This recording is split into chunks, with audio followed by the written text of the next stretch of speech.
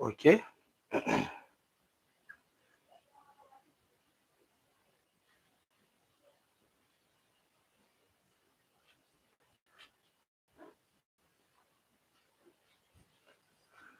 Okay, so you are all welcome, ladies and gentlemen.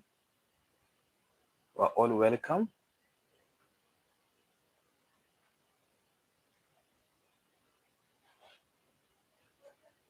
Good evening, and you are all welcome. Hello, you are all welcome.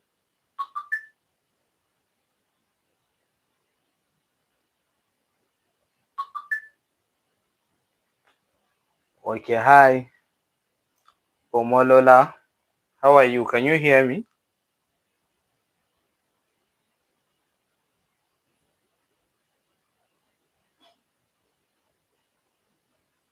Okay, so you are all welcome.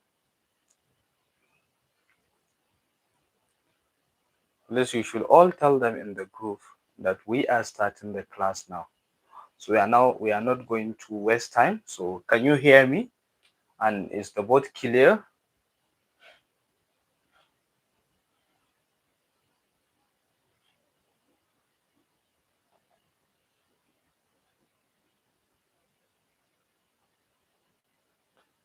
So can you see the board very clear?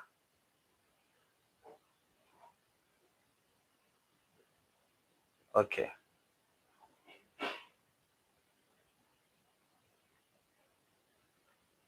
So let me start by asking what is cell?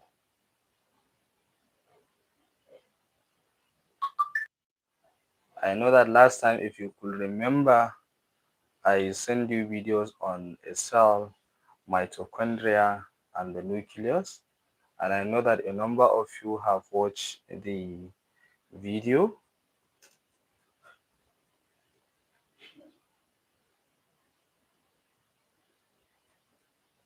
So what is a cell?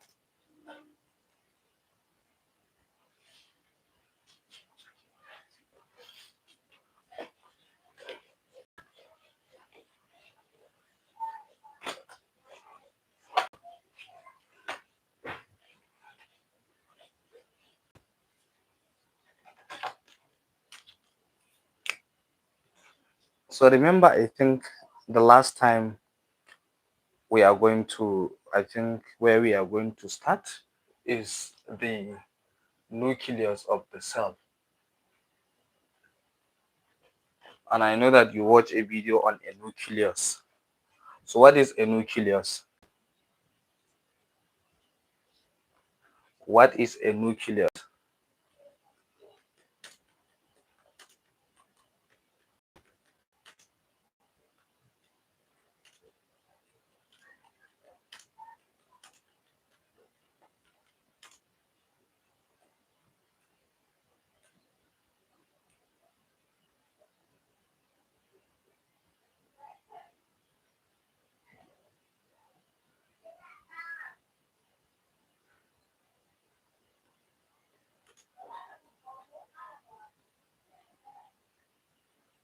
What is a nucleus?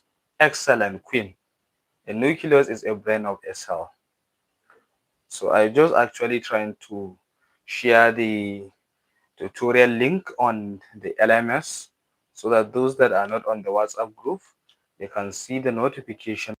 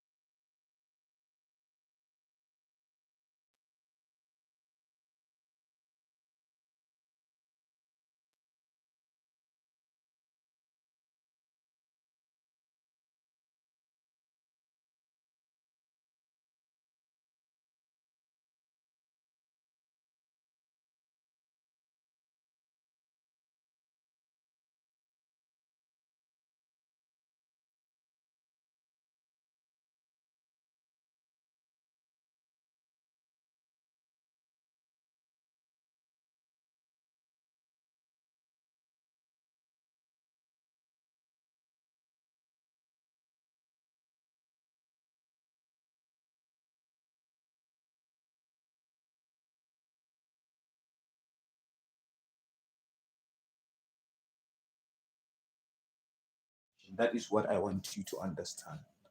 So the DNA is considered as a language of life.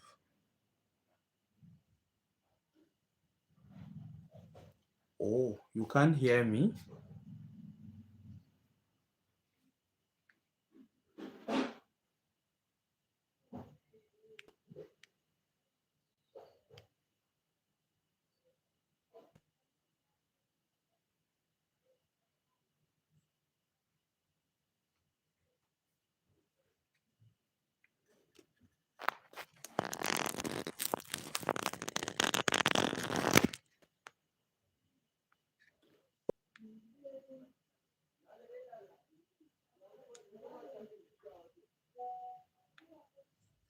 Can you hear me now?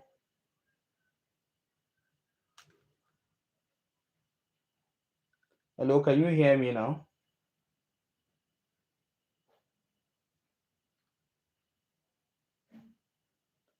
Good evening.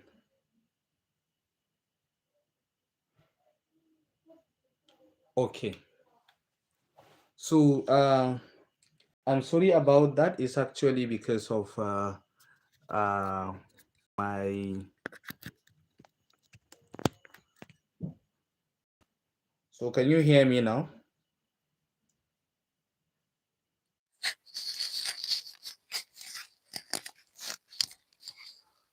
Okay.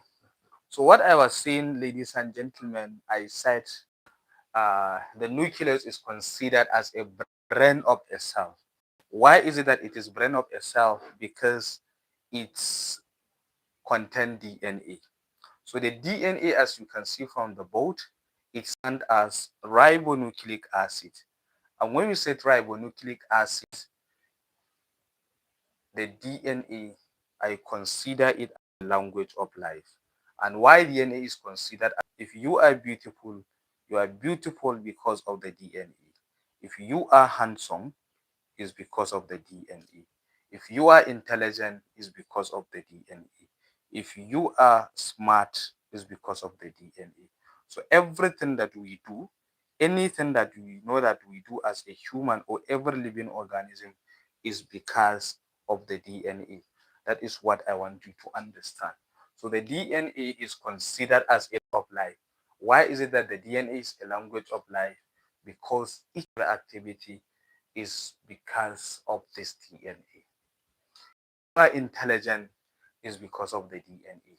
If you are not intelligent, is because of the DNA. So it means that the dullness, the intelligence, the shortness, the tallness of an individual are all controlled by the DNA. That is what I want you to understand at this point.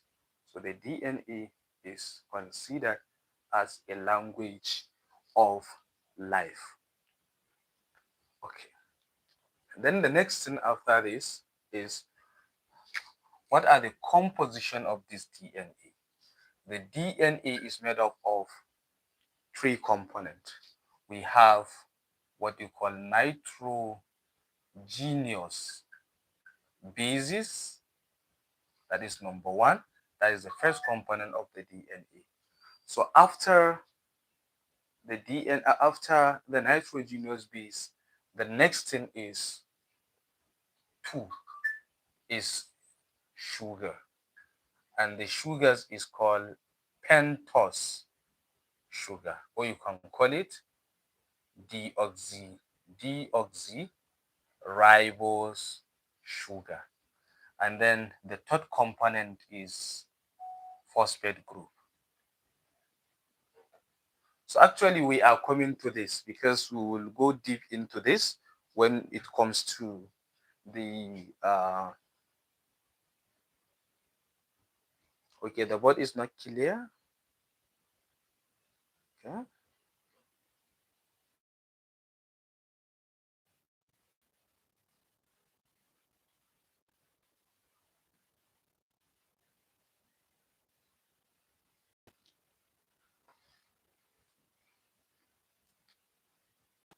Sorry, is the board clear now?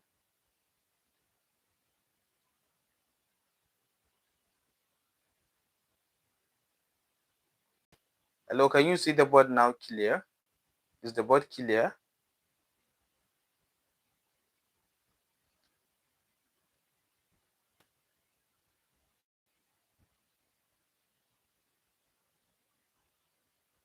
Is the board clear?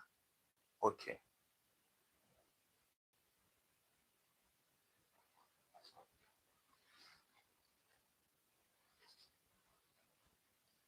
So let me repeat myself so that at least you can get the concept very well. So as I was saying, that we are starting with the nucleus. And the nucleus, as I said, is the language of life. That we are starting with the nucleus.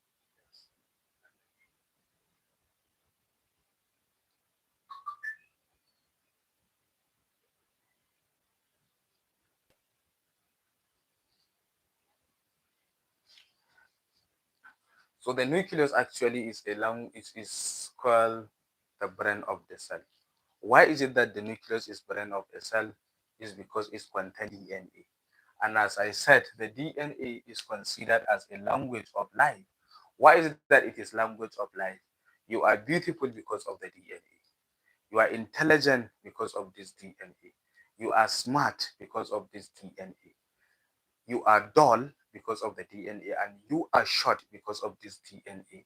And also at the same time, you are short because of this DNA. And that is why DNA is considered as a language of life. So after I explained that, then I mentioned that this DNA is made of three components that you should never forget. You should never forget about this component. That is the building blocks, what and what form this DNA.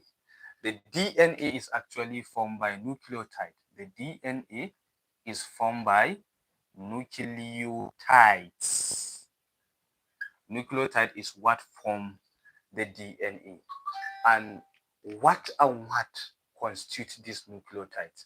The nucleotide is made of these three components. So it means that when you have millions or thousands of nucleotides, when you have thousands of these nucleotides, when you have thousands of these nucleotides, it will give us a DNA.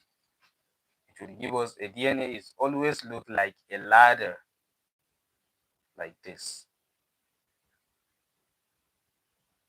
It is, so it will give us DNA. So nucleotides, they are like the building blocks that form the DNA. And what produce or generates this nucleotide? What are the composition of the nucleotide itself? The composition of the nucleotide include phosphates, number one, sugar, and the sugar is pentose or deoxyribose. It means that it is a 5-carbon sugar. That is what it is called, pentose, from the word penter.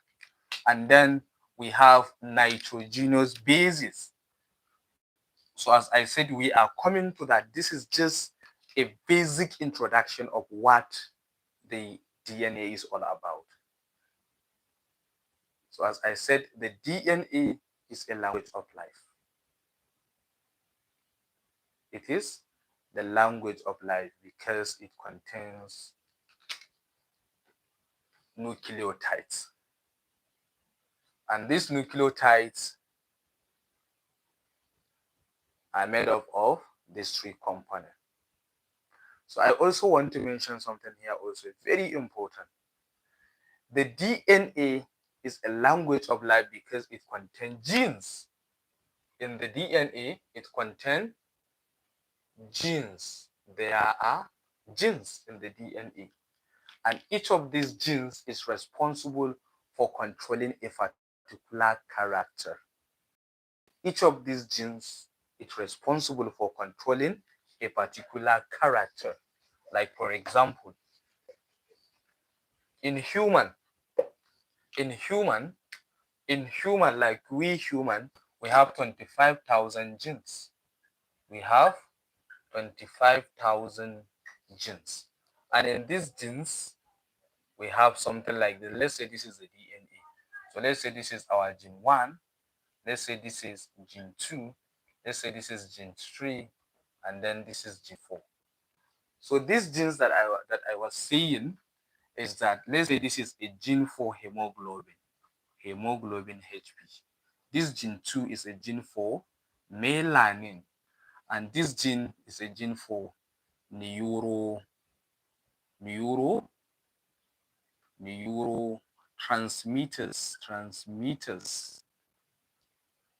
This gene 4, let's say, is a gene for, let's say, somatotropin growth hormones, SM.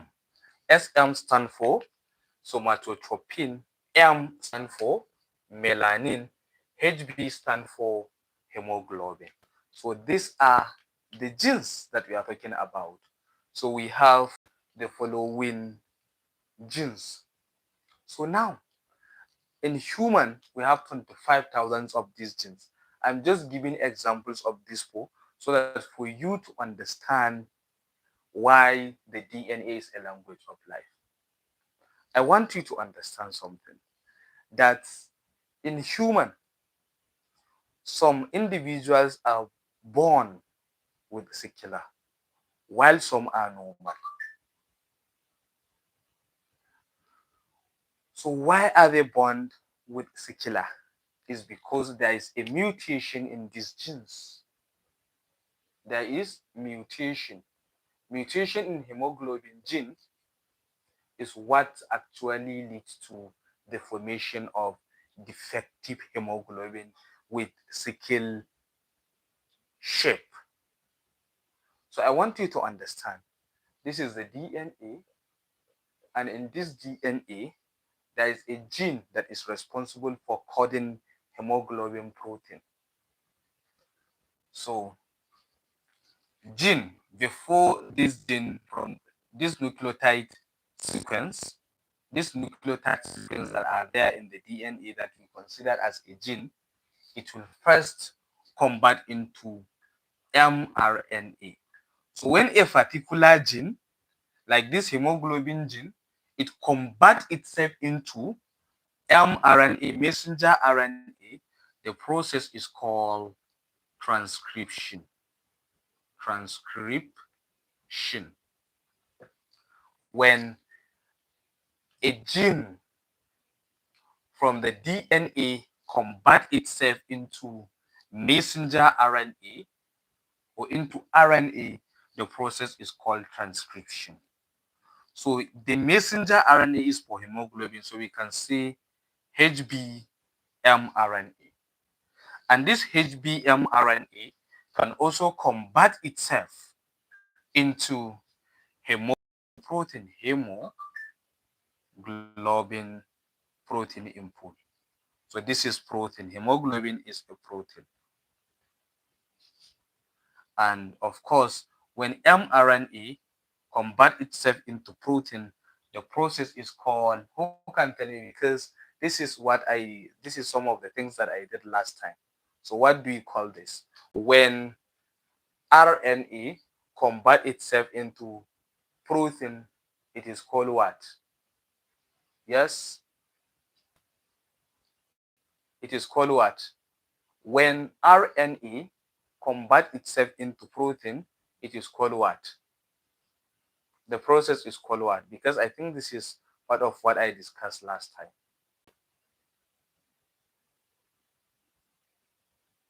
Excellent, chair. Excellent, Chiamaka. The answer is translation. The process is called translation.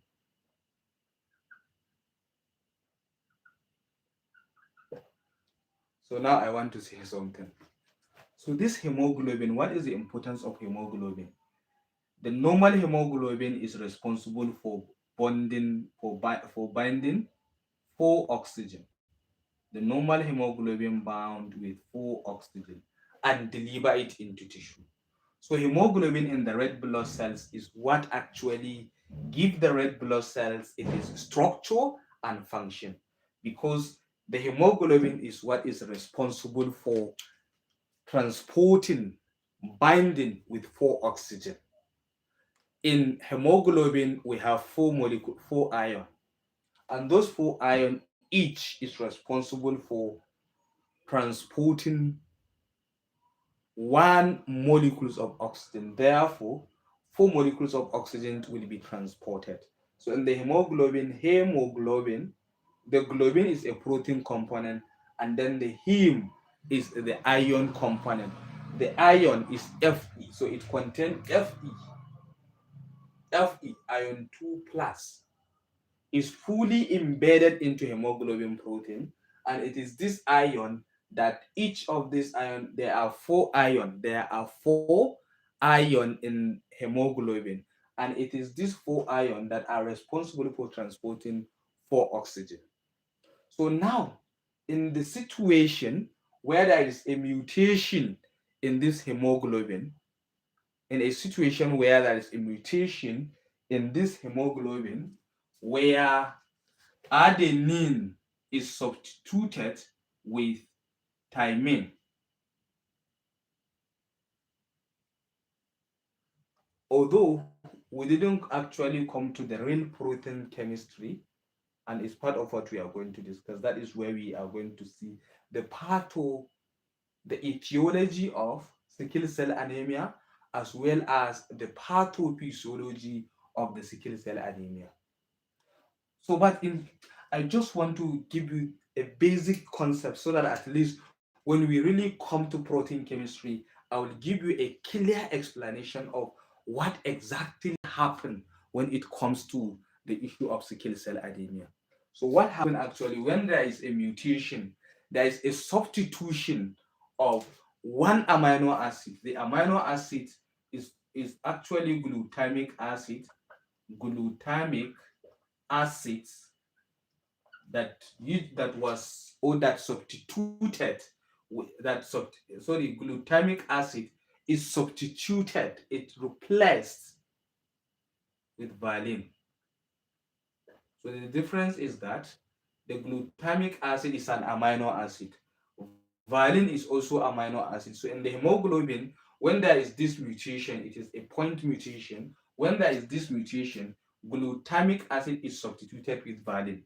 And the difference between these two amino acids, glutamic acid is a polar amino acid. Is a polar amino acid, while valine is a non-polar amino acid.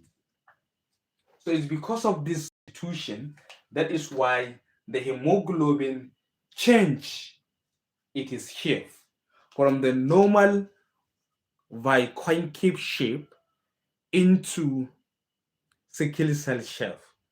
And as a result of the sickle cell shape nature of the hemoglobin,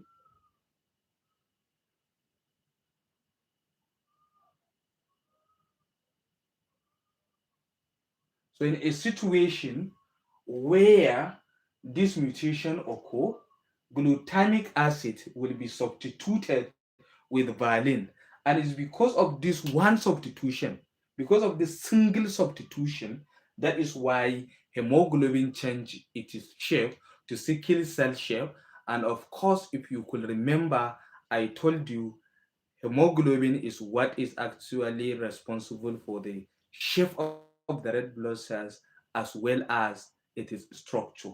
So because of this substitution, the nature of the hemoglobin will change, and that is what lead to disease sickle cell anemia. So I want you to understand that the problem of the sickle cell anemia is coming from the DNA due to mutation, and because of this mutation, that is why the structure and the function of the hemoglobin will change, and that will lead to the sickle cell anemia. Because in fact, what usually associate with the crisis of the sickle cell anemia is,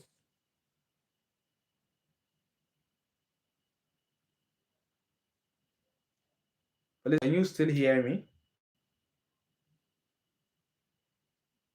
Can you hear me?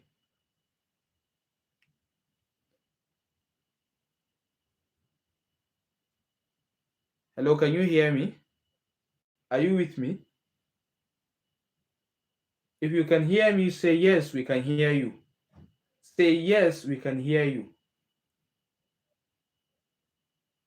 Say yes. Say yes, I can hear you if you are not hearing me. Sorry, if you are here. Yes, we can hear you, sir. Okay, excellent.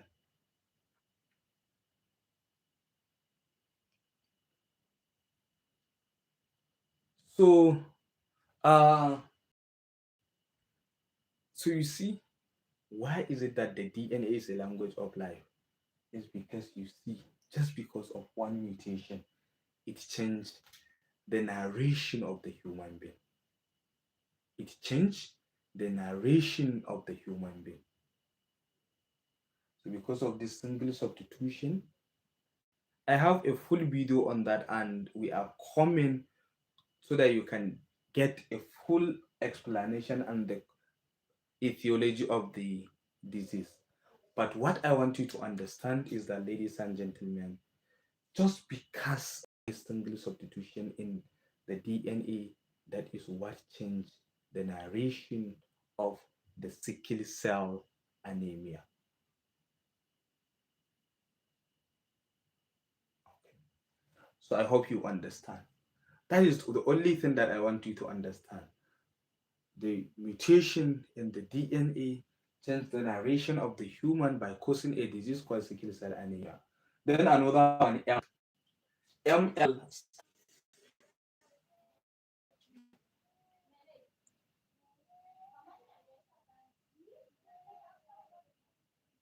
Okay.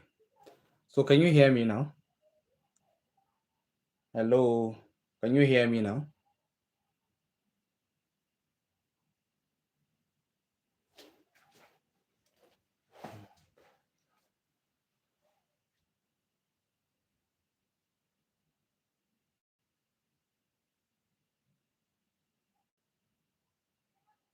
Okay. So now the next thing is melanin. What is the importance of melanin in our body? The importance of melanin. What is the importance of melanin in our body?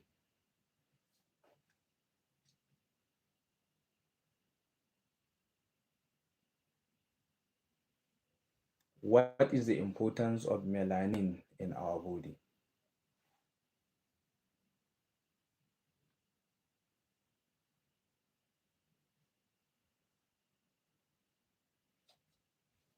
That is the question. What is the importance of melanin?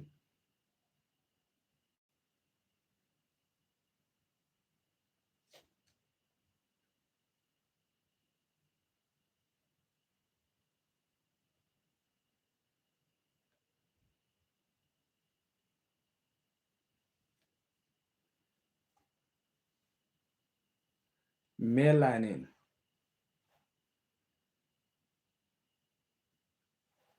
What is the importance of melanin in our body? Excellent. So melanin, it gives skin color. So do you know that it is this DNA that control how much of this melanin will be produced and how much of this melanin will be produced in the body to give us skin color. And remember, the higher the melanin color, the darker the skin. And the lower the melanin color, the fairer the skin.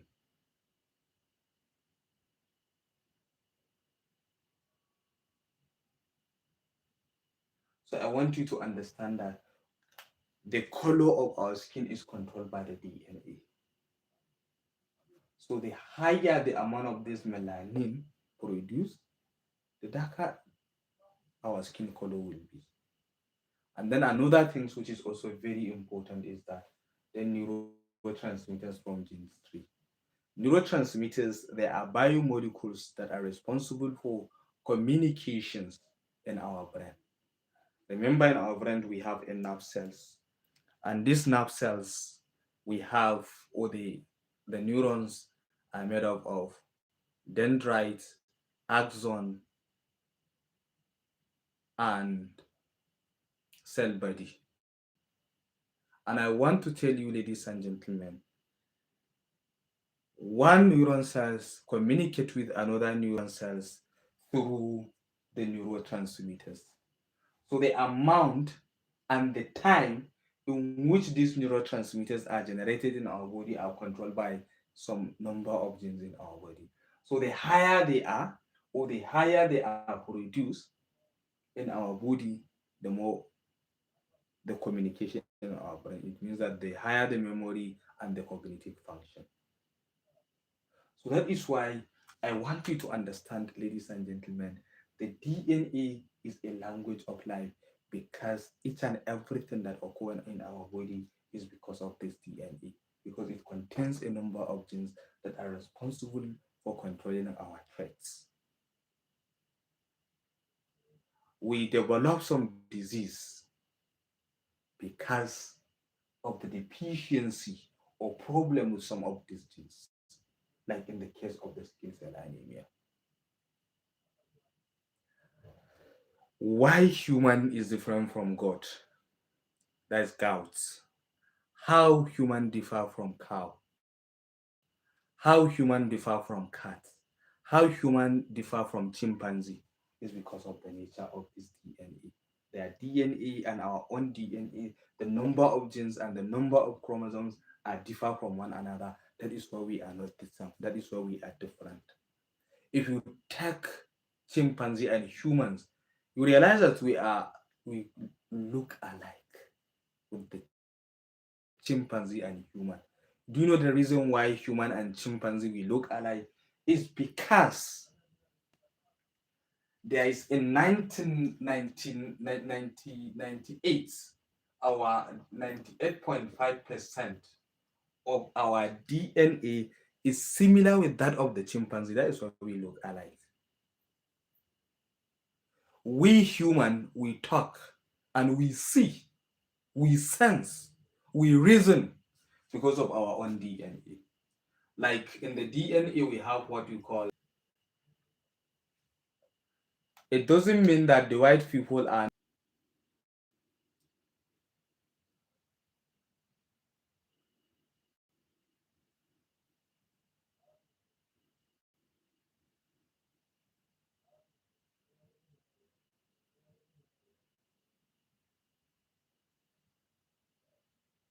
Hello.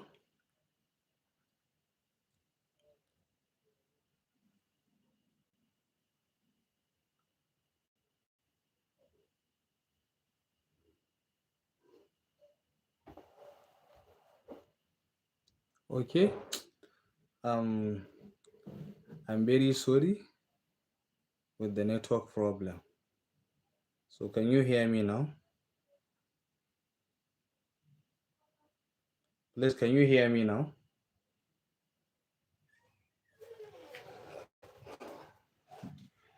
Hello, can you hear me now?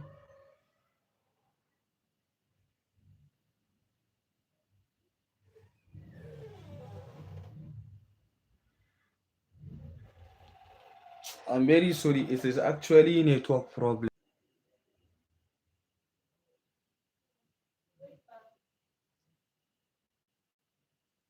So so as I was saying,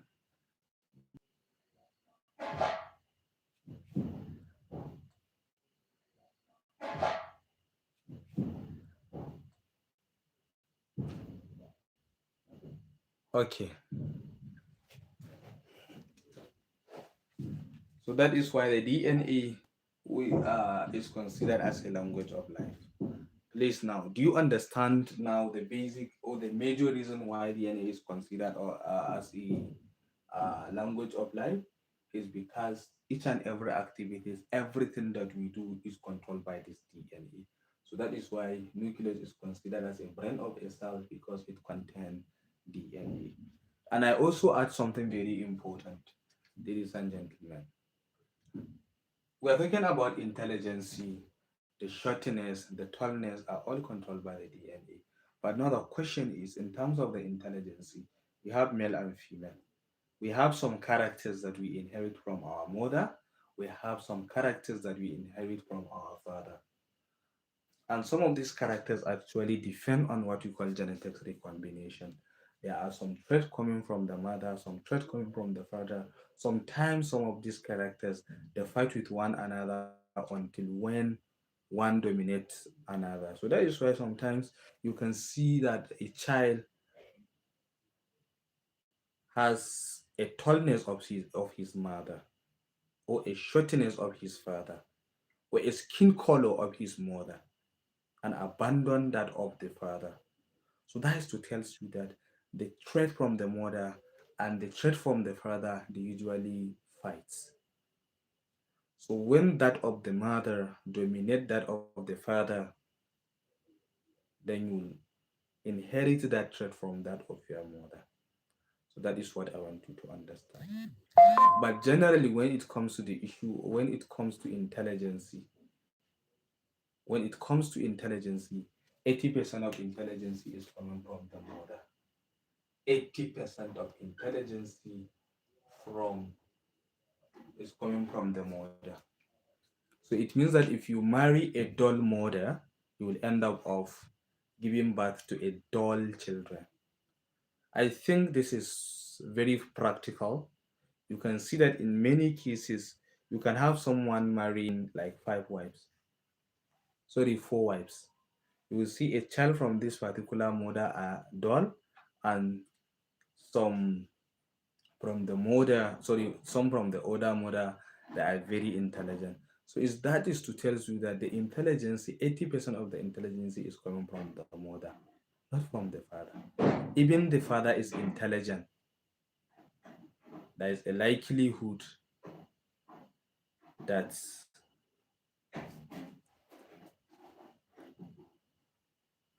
you will end up of giving birth to a child that are not intelligent.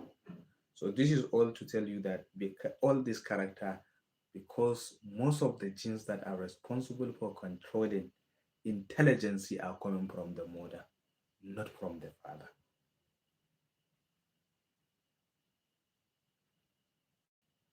Yes, 80% from the mother. So why? I think I need to demonstrate something here also. Very important for you to understand.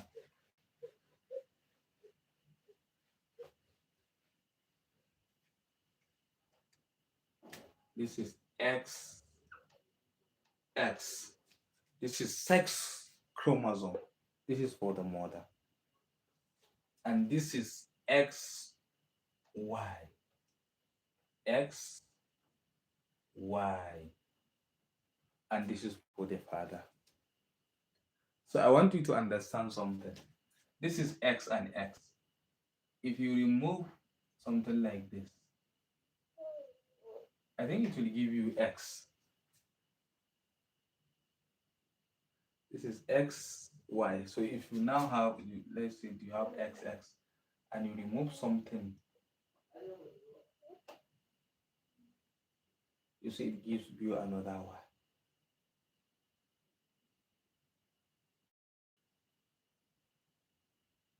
So it means that in the case of a father, this Y that you are seeing, it means that there are some missing genes.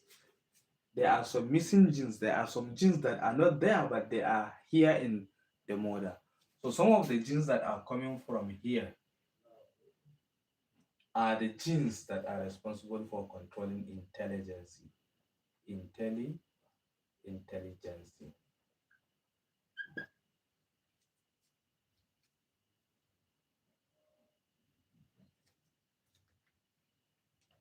Yes, Amina Omar Sani, that is what I'm trying to explain. So 80% of intelligence is controlled by the mother, because the missing component of X in Y are the genes there that are responsible for controlling intelligence. So this is one of the reasons, because the XX chromosome in the mother contain the full chromosome. Sorry, contain contains the full genes So that is one of the reason. And then another reason of why mother is responsible for 80% of the intelligence during fertilization. I think if you have time, go and watch my video on fertilization. I did a video on fertilization. You can see clearly how the sperm fertilize egg cell. How does it happen? It's simple. During fertilization, it is only the nucleus, because many of you don't know how to define fertilization. That is why I want you to go and watch that video on fertilization, and I did that in anatomy. Fertilization is a process in which it occurs when the nucleus of the egg cell and the nucleus of the sperm cell fuse together. That is what you call fertilization. So what I want you to understand actually, in the sperm cell, there's a nucleus, there's a mitochondria. And I think in some of my videos that you watch, especially on a cell, where do you have DNA in a cell? Apart from the nucleus, where do you have that?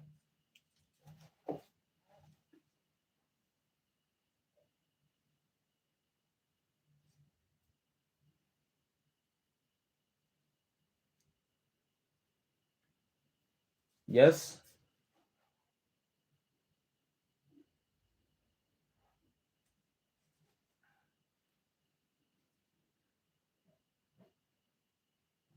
Please answer this question. Where do we have DNA in a cell? Excellent. We have DNA in the mitochondria and we have DNA in the nucleus. So another reason actually, this is where we have, let's say this is an egg cell and this is the nucleus of the egg cell. So what usually happens during fertilization, the sperm cells usually have what we call acrosome. And in this acrosome, there is an enzyme called hyaluronidase. Hyaluronidase. There's an enzyme called hyaluronidase. And this is the zona pellucida of the egg. We have zona pellucida of the egg. We have zona pellucida. And in this zona pellucida is highly rich. It is highly rich in hyaluronic acid. Hyaluronic acid. Hyaluronic acid, it is a glycoprotein that are found in the zona pellucida. That is the membrane of the egg. So before this sperm cell get itself into the egg cell, it need to break down the hyaluronic acid so that it can get into the egg cell. So how this sperm cell get into the egg cell is by using the enzymes hyaluronidase. So this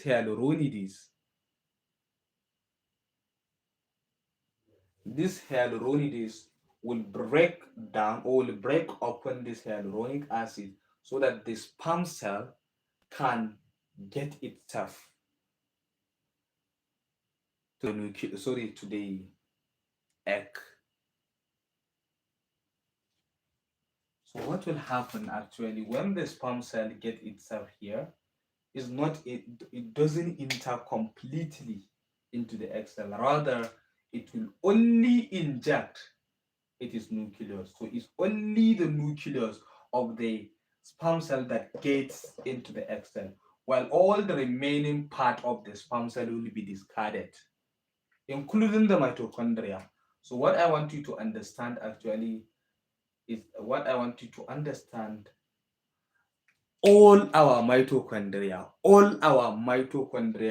are coming from the mother, because the mitochondria of the sperm cell are discarded during, sorry, the mitochondria of the sperm cells are discarded during the fertilization.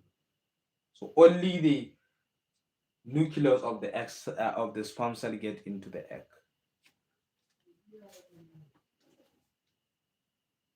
Please, do you understand?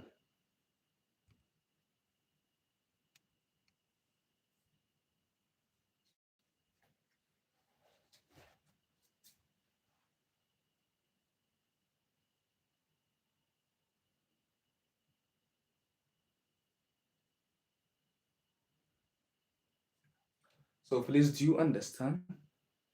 So during fertilization, it is only the nucleus of the egg cell, sorry, of the sperm cell that get into the egg, while all the remaining components are discarded. So that is to tell you that the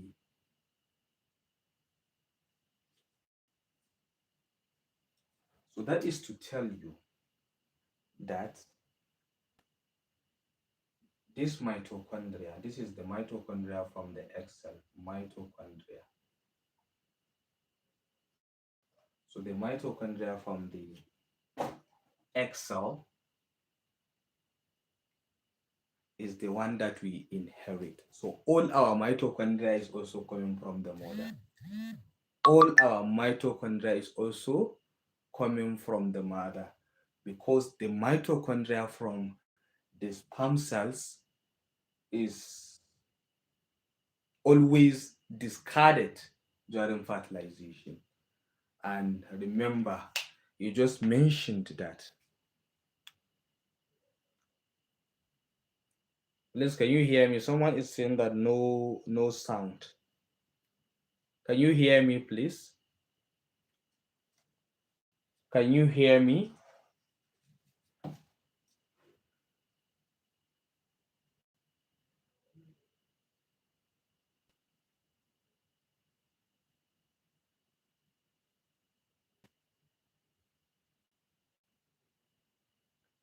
Please, can you hear me? Someone is saying no sound.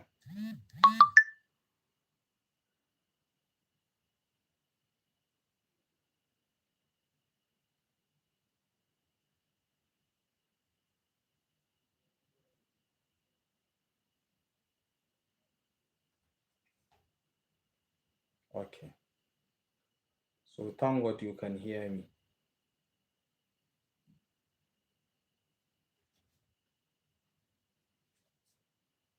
Okay. So what I was saying, so that is why, let me tell you, in forensic science, if I want to know who is your mother, it's simple.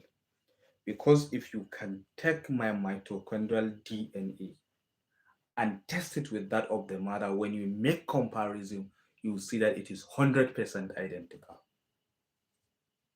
So that is why in forensic sciences, especially in determination of, if you want to determine that the determination of maternity, that is, if you want to know who is your mother, so get your mitochondrial DNA, it will tell you, because we inherit our mitochondrial DNA from our mother. So therefore, the DNA in our mitochondria and that of the mother is exactly the same. So in forensic science, if you want to know who is your mother, just get your mitochondrial DNA, you will get the answer. That is what I want you to understand here, my friends.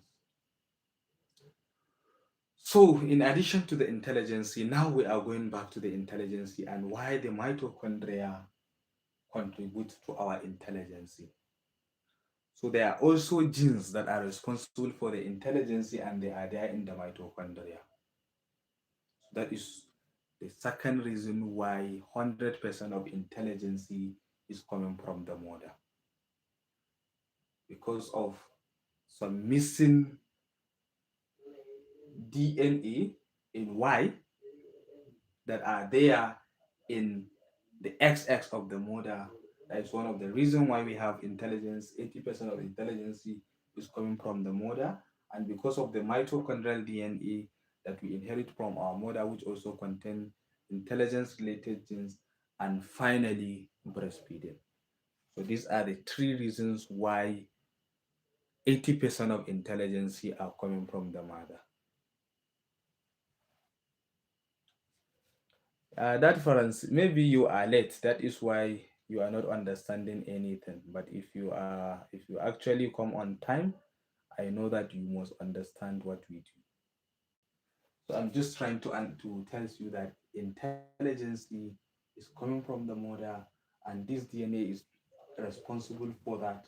So I think at this point you understand why the DNA is a language of life.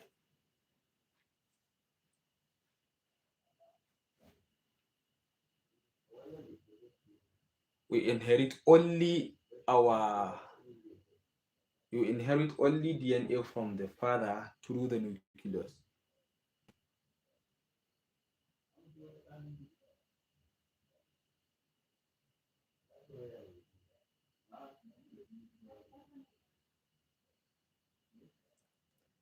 Yeah.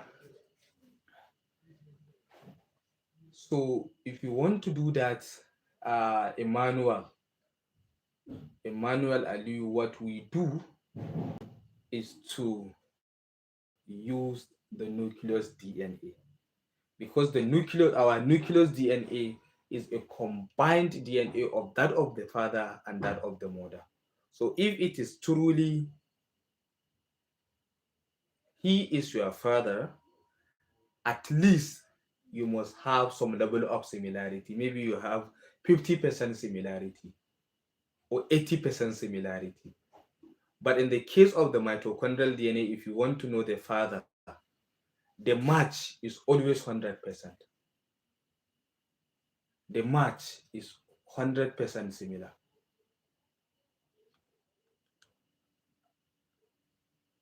The match is 100% similar. That is what I want you to understand. So, do you understand, Emmanuel? Emmanuel, do you understand? So, you use the nucleus DNA, but if it is mother, it will it is going to be 100% match. 100%. But for the father, you use the nucleus DNA.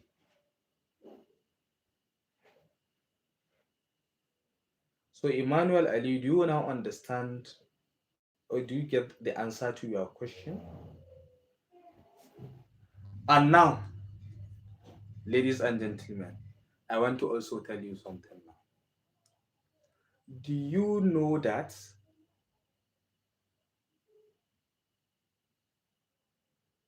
do you know that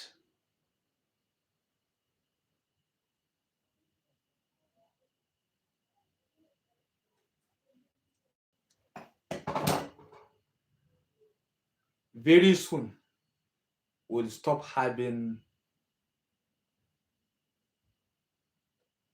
male child?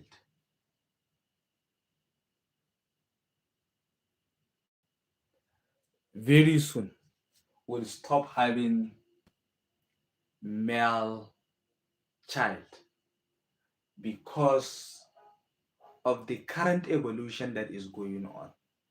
There is a likelihood, if you go and do chromosomal analysis or chromosome typing, there is a likelihood that in the years coming, because now currently it has been shown that some of these Y chromosomes it is undergoing evolution, trying to change itself into another X chromosome like this. Remember, if you have something like this, of course it will give you another X. So it has been shown that this X chromosomes is becoming sorry, the Y chromosomes is becoming extinct. So that is why now you will realize that in almost 10 child, you will see that 70 to 80% are female.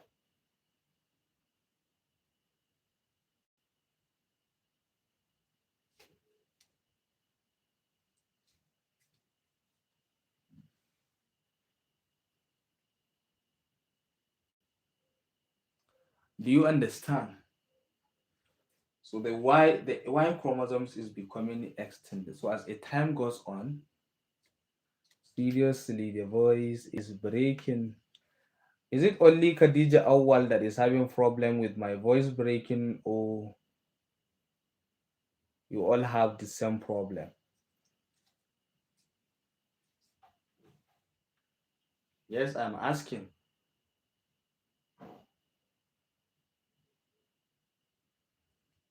Yes.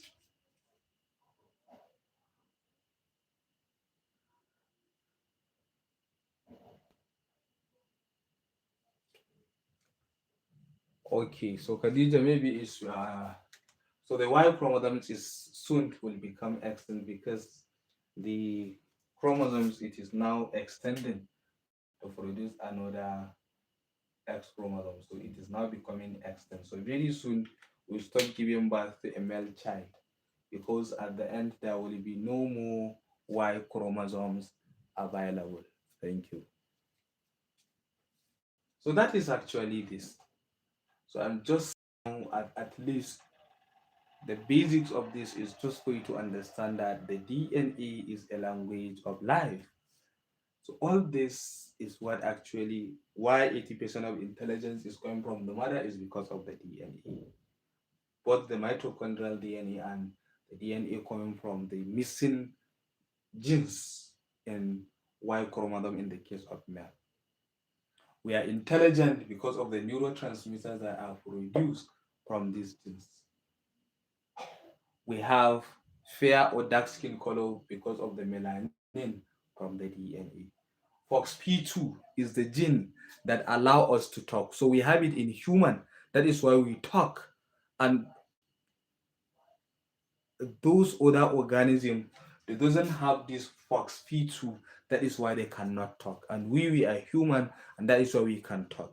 So I think now you understand the basics. And another one is that just because of there is mutation in the hemoglobin gene, that is why there is a formation of the sickle cell hemoglobin, which leads to the narration of the human, leading to sickle cell disease.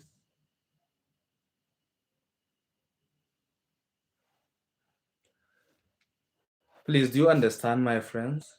Do you understand?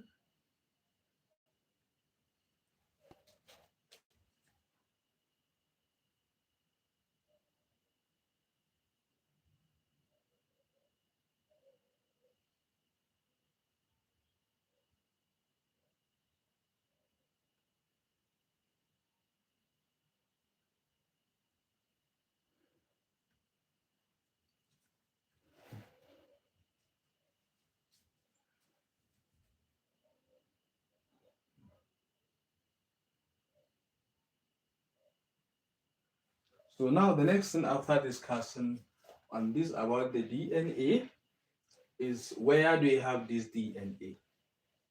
Where do we have this DNA? So as I mentioned, as even some of you mentioned, we have the DNA in the we have the DNA in the nucleus, we have the DNA in the mitochondria, and we have the DNA in the chloroplast. So now the next thing is where how do we find this DNA? So the DNA is found in the nucleus, and of course it is found in the chromosome. And this DNA is not found as a single molecule. It associates with itself with a protein, and the protein is called histone protein. So histone protein plus DNA will form what we call a chromatin. Chromatin. How this DNA and histone protein associate? The histone protein is a positive charge, and then the DNA is a negative charge. Why histone protein is positive charge? It's because it is highly rich in an amino acid called lysine. And this lysine is a positively charged amino acid, and also arginine. Arginine is also positively charged. So histone protein is highly rich in these two amino acids. It is made up of the repeating unit of these amino acids. That is why it is positively charged. And then the DNA is highly rich in phosphate group. The phosphate group in amino acid, the phosphate group in the DNA is what makes it to be negative charge. So plus and negative, they will attract each other. So when the DNA associate itself with a protein is called chromatin. So in a situation where the DNA is tightly packed with the histone protein, then we have what you call close chromatin, a close chromatin. And this close chromatin is called heterochromatin. And then when this DNA is loosely bound itself with a histone protein, it's loosely bound with histone protein, it is called open chromatin. And this open chromatin can also be considered as a euchroma. But I want you to understand, ladies and gentlemen, before DNA or a gene convert itself into RNA, the process is called transcription.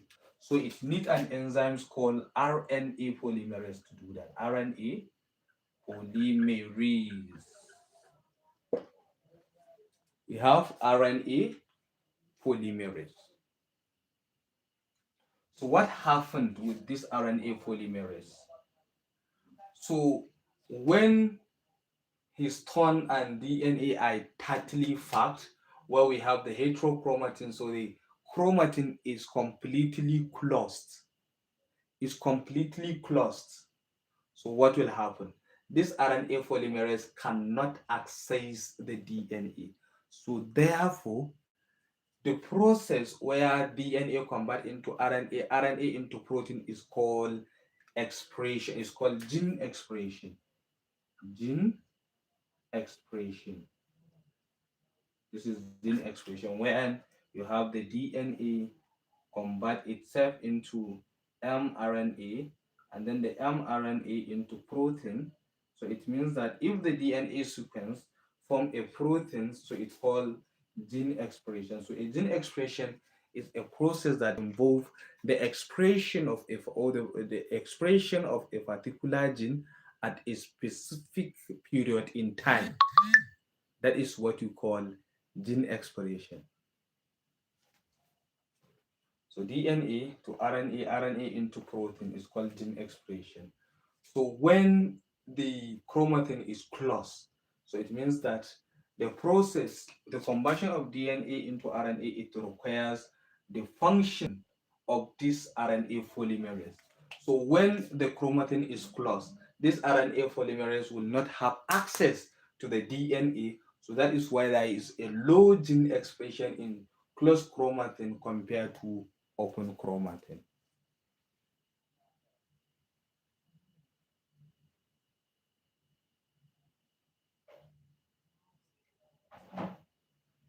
Yeah, of course, mutation, the issue of the male or the issue of the number of male child is an evolutionary process. It's an evolutionary process.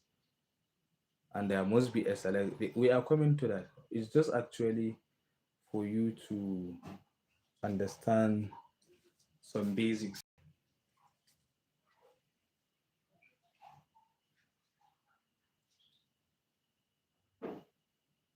So that is that.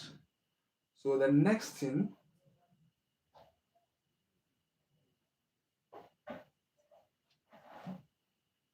So understanding of close chromatin and open chromatin. So now the next thing that we are going to talk about is the journey of life. We didn't talk about the journey of life, and I'm now going to say it. Yeah.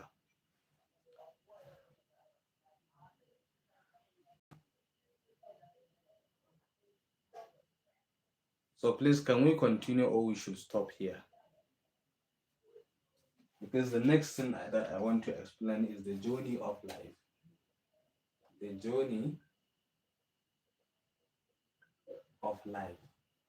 So can we stop or we should continue? Which one?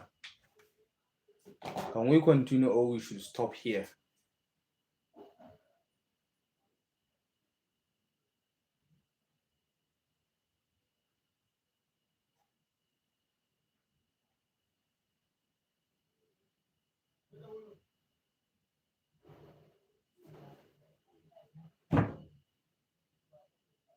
Can we stop here or we should continue?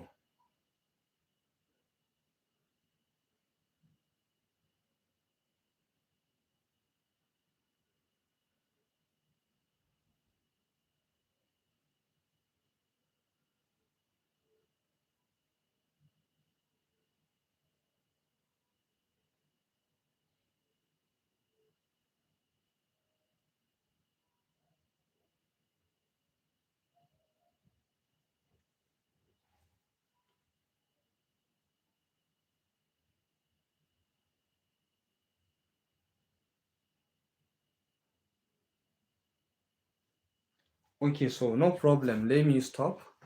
But I want to tell you something very important, please. When I send you video, I realize that so many of you are not watching the videos. But I want to tell you that most of the things that we are discussing here are there in the videos. So when I sent a video, if I send you a videos, please try to watch them before the live class. Because I realize that I will send a video and many of you will not go and watch. I'm not saying that you must watch, but I'm doing all this. I'm taking my time to teach you. I am taking my time to teach you. I'm teaching you not just for you to pass the examination, because I'm teaching you what is beyond examination. I'm teaching you so that at least you will understand the real life problem, the real life situation, to understand what is going on.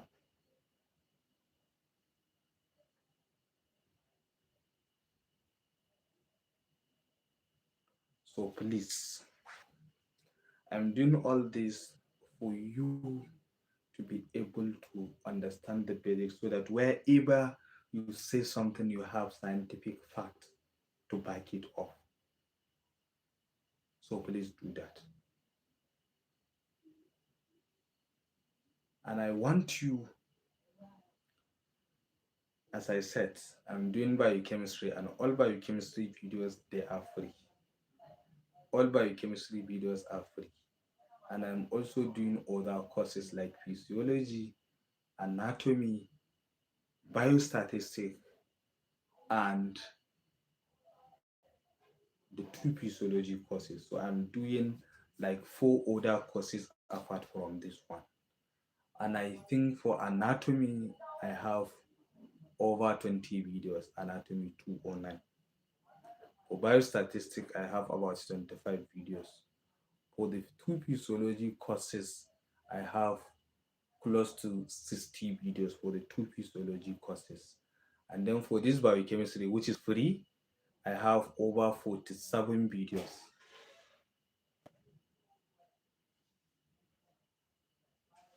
So I advise you,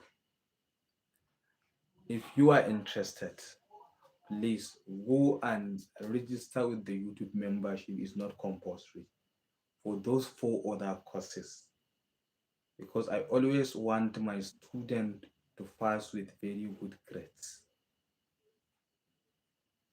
And I want to advise you something. This DSC program is difficult. Don't think that it is as easy as you think. Read very well so that at least you will graduate with a very good result, with a colorful result. And how do you graduate with a colorful result? Is by reading every day. So try to develop a habit of reading every day. The videos are available. You have your course material. Go through them. Please go through them. If you have any questions, always ask. Drop the question on the comment section. And I want you to understand that I have two YouTube videos. Sorry, I have two YouTube channels. There is a YouTube channel called Science Made Easy by Mukhtar, and this is the one that we are doing, that we are using. And I have the other one, Science Academy. So that is the large YouTube channel, and all the videos are there. So if you want to watch all the videos, go to that Science Academy by Mukhtar Aliyu and register with the YouTube membership. It's 1,500 or 4,000. So register so that anytime that you read something and you didn't understand, the videos are there. The videos are there. Just watch them so that at least you will not left behind. I'm just advising. I'm just advising. So that at least you will not regret. The YouTube channel membership that you are going to register is not even worth of the data that you consume in a day. So I think to just pay 1,500 or 4,000 is something that you don't even need to think of, because it's for your own success and progress. But I said it's not compulsory, it's for those that are interested. No, it's not 750. It's not 750. You will see 750, you will see 1,500, you will see 4,000, and you will even see 10,000. So if you pay 750, you will not likely going to watch any video of your courses. That one is for 100 level and for jam student. So when you click and you see 750, you scroll down, you'll see PQ and short videos. And for all these 5 courses, I took past question paper and solved them with videos. Each questions, I take it and then solve it on video. So I have a lot of videos where I solve different past question papers. So that is why many students, if they watch my videos, most of the students from DLC are watching my videos. So that is why I'm advising you, try to seize this opportunity so that at least